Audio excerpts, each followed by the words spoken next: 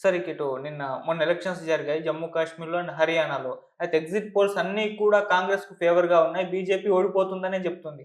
Already మనము parliament ఎలక్షన్స్‌లో చూసాం. కాంగ్రెస్ పుంజుకుంది. ప్రతిపక్షంగా కూడా ఏర్పడింది. ఇప్పుడు మళ్ళీ ఈ 2 రాష్ట్రాల రిజల్ట్స్ కాస్త బీజేపీకైతే టెన్షన్ పుట్టించేలా అయితే ఉన్నాయి సార్. మరి ఎందుకు ఇటువంటి నెగటివిటీ బీజేపీకొస్తుంది? మీరేం చెప్తారు సార్? ఇప్పుడు కాశ్మీరు, హర్యానాలో హ్మ్. కాశ్మీర్‌లో పీడీఎఫ్ గవర్నమెంట్ వస్తదనుకుంటా. హ్మ్. కాంగ్రెస్‌తో అలయన్స్ ఉంది. హ్మ్. ఇక్కడ హర్యానాలో కాంగ్రెస్ పార్టీ పోటీ చేసింది. 2 మార్లు బీజేపీ ప్రభుత్వం అధికారంలో ఉంది ఓకే. కంటిన్యూయస్‌గా. హ్మ్. 10 ఏళ్ళు అధికారంలో ఉండినప్పుడు అసంతృప్తి ఉంటది. హ్మ్. తప్పకుండా అది కాంగ్రెస్‌కి అనుకూలంగా వస్తది. ఓకే. అది అంతతోనే మొత్తం అది దేశానికంతా రిఫ్లెక్ట్ అయిందని చెప్పము. హ్మ్. కాకపోతే జరగబోయే ఎన్నికలు గూడా ఉండాయి. హ్మ్. ఇట్ట మహారాష్ట్రలో గాని, ఢిల్లీలో గాని, హ్మ్. జార్ఖండ్‌లో గాని ఈ ఇమ్మీడియేట్‌గా జరిగే ఎన్నికలు నవంబర్, డిసెంబర్ లోపల జరుగుతాయవి. అవును. జరిగినప్పుడు అక్కడ గూడా కొంచెం కాంగ్రెస్‌కే మొగ్గు చూపుతున్నాయి సర్వేలయితేనేమి. హ్మ్. ఈ రేపు ఎన్నికలు జరిగినా గాని, హ్మ్. మహారాష్ట్రలో గూడా ఎన్‌సీపీ, కాంగ్రెస్ వీళ్ళంతా కలుసుకున్న కూటమి హ్మ్. ఆహ్, ఆధిక్యం కనపరిచే మొగ్గు కనపడతాంది. హ్మ్. అలాగే జార్ఖండ్‌లో గూడా. ఇవన్నీ ఇంతకుముందు బీజేపీ పాలిత లేకపోతే వాళ్ళ ఆహ్, ఫ్రంట్ అనుకూలమైన ఫ్రంటో పాలిస్తున్నారు. హ్మ్. ఇవి వెంటనే బీజేపీకి వ్యతిరేకము అని చెప్పలేము. ఎందుకంటే వీళ్ళ హ్మ్, లోకల్‌గా రాష్ట్రాలు గాబట్టి అక్కడున్న ఇంకుంబెన్సీ అక్కడ పార్టీ మీద రిఫ్లెక్ట్ అవుతది. అది హ్మ్. నేషన్ వైడ్ గాదు గదా! Reflection nation wide. అందులో నేషన్ వైడ్ చూసుకున్నా గాని బీజేపీ హవా అయితే తగ్గింది గదా! అవును. తగ్గింది. గత 2 ఎలక్షన్‌లకు ఈ ఎలక్షన్‌కి చూస్తే చాలా తేడా ఉంది గదా! హ్మ్. పొటాబొటి మెజారిటీ కోసం ఇతర పార్టీల మీద ఆధారపడాల్సింది గదా! అవును. అదైతే తగ్గడం అయితే బీజేపీ హవా తగ్గింది గదా! అంటారు. అవును. ఎందుకు సార్ ఈ ఈ ఈ విధంగా డ్రాఫ్ట్ అంటే 10 సంవత్సరాల్లో వ్యతిరేకత రావడమేనా? ఇంకేమైనా రీజన్స్ అయ్యుంటుందా? మరి వచ్చే నాటికి చూసుకుంటే మళ్ళీ ఇంకా కాంగ్రెస్ పుంజుకొని అధికారంలోకి వచ్చేటట్టుగానే కనిపిస్తూ ఉంది. సో, మధ్యలోనే కూలిపోయే ప్రమాదం ఉందని కూడా స్టేట్‌మెంట్‌లిచ్చారు. అహా! కూలిపోతదంటే కూలిపోయే పరిస్థితి లేదులెండి. హ్మ్. ఎందుకంటే వాళ్ళంతా కూటమికి ఉన్న వ్యక్తులే గదా! అటు ఓకే. నితీష్ కుమార్ గాని, హ్మ్. ఇక్కడ తెలుగుదేశం పార్టీ కూటమి ప్రభుత్వం గాని వాళ్ళతోనే ఉండారు గాబట్టి కలిసిమెలిసి మధ్యలో కూలిపోతదనే దానికి అవకాశాలు లేవు. ఓకే. కాకపోతే వచ్చే ఎన్నికలు కొంచెం ఇబ్బందికరంగానే ఉండొచ్చు. హ్మ్. కొంచెం కాంగ్రెస్‌కి అనుకూలమైన వాతావరణం ఏర్పడొచ్చు. 10 హ్మ్. సంవత్సరాలు కావడం 15 సంవత్సరాలయితాయి మళ్ళా వచ్చే ఎన్నికలు జరిగేతలకి. హ్మ్.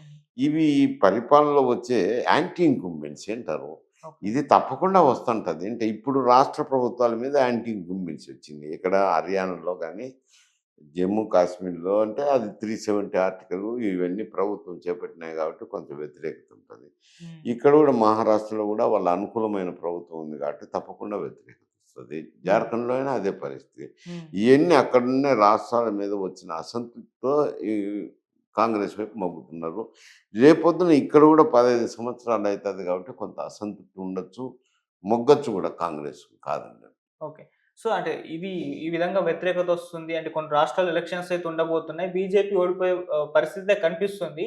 సో, దీన్ని కాస్త ఫేస్ చేయడానికి, దీన్ని డీల్ చేయడానికి జమిలీ ఎన్నికల్ని తీసుకొచ్చారు అన్న విమర్శలు కూడా వినిపిస్తున్నాయి సార్. ఓకే. మళ్ళీ అంటే ఇప్పుడు అధికారంలోకొస్తే తొందరలో అవి పోతాయి. మళ్ళీ ఇంకోసారి ఎలక్షన్స్ ఫ్రెష్‌గా జరుగుతాయి గదా!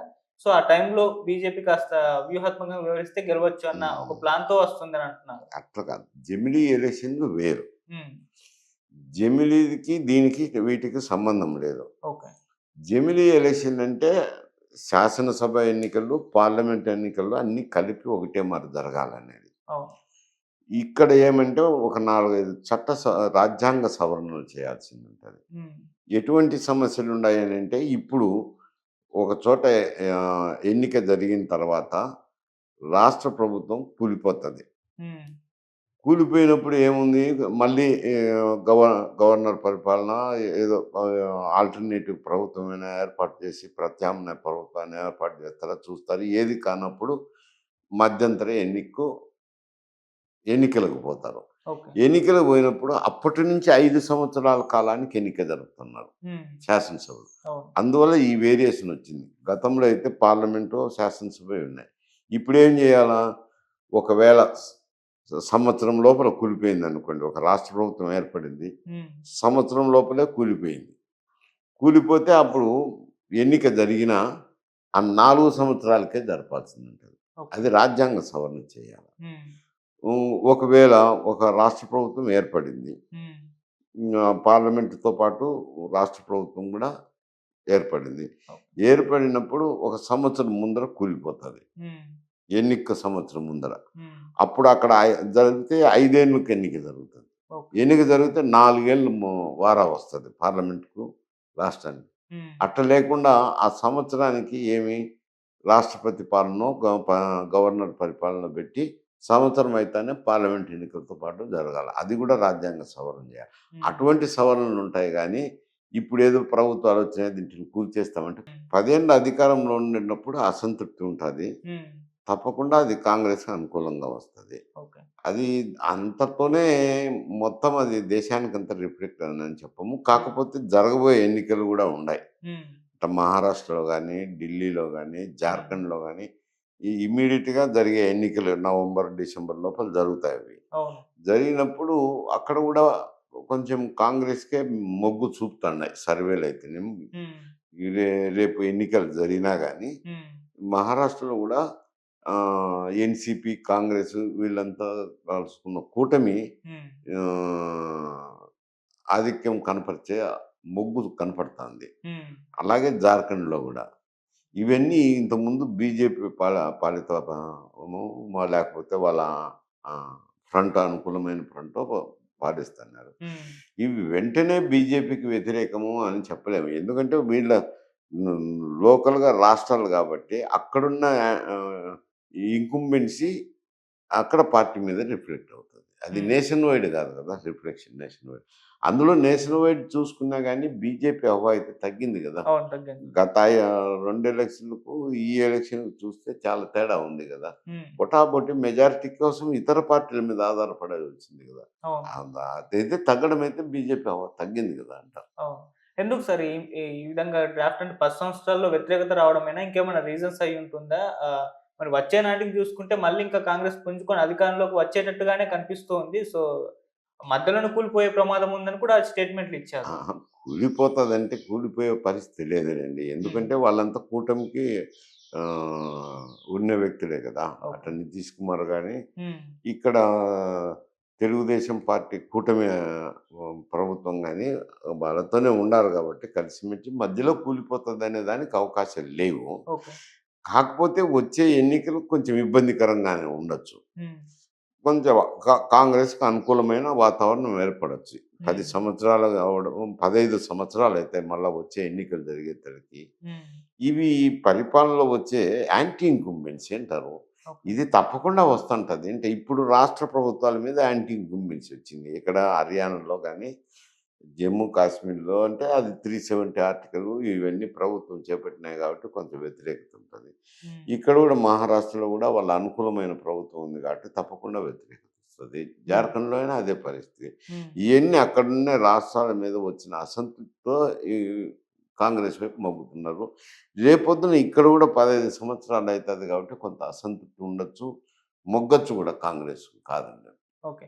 సో, అంటే ఇది ఈ విధంగా వ్యతిరేకతొస్తుంది అంటే కొన్ని రాష్ట్రాల్లో ఎలక్షన్స్ అయితే ఉండబోతున్నాయి. బీజేపీ ఓడిపోయే పరిస్థితే కనిపిస్తుంది.